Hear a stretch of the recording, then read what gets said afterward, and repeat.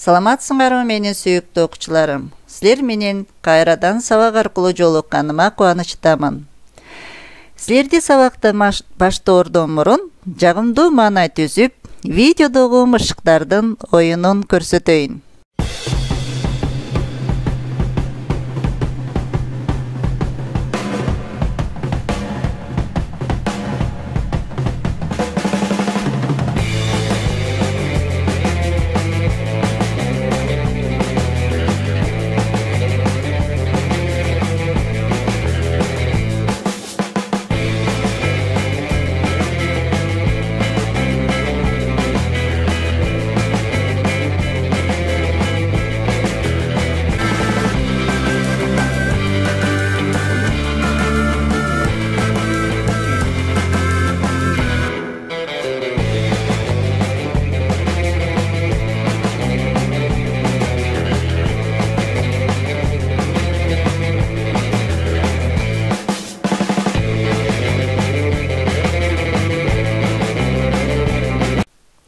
Кана эмесе балдар, бүгүнкү өтүлө турган тема дарак жемиши менен баалуу. Дерево сенно плодами.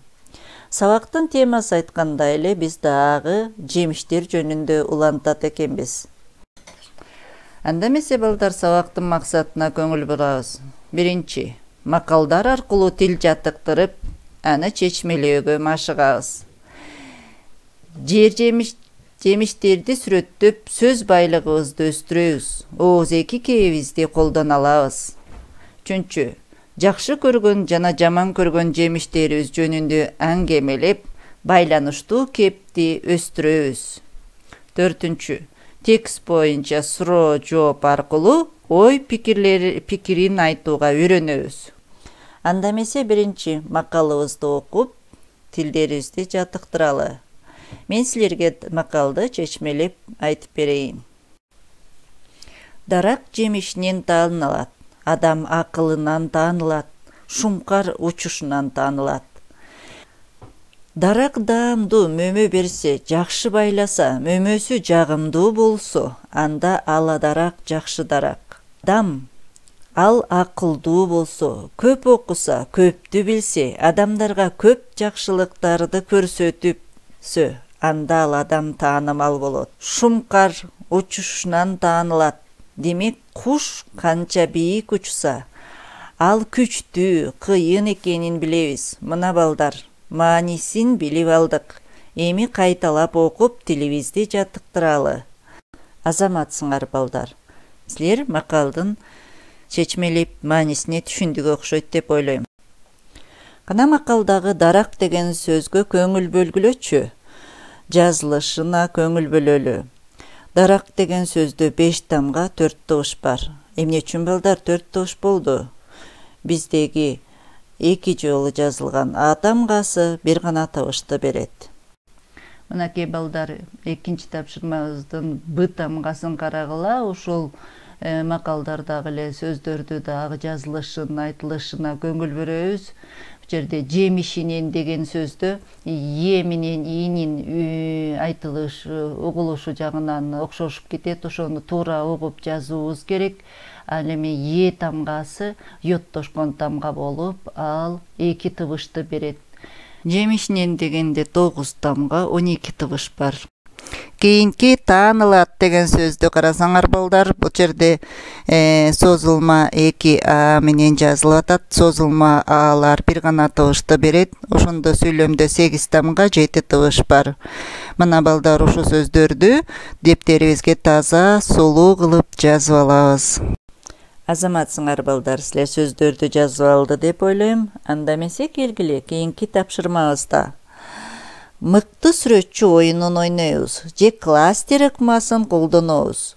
Берилген сөздөр менен сүрөттөрдү сүрөттөп жазып чыгабыз.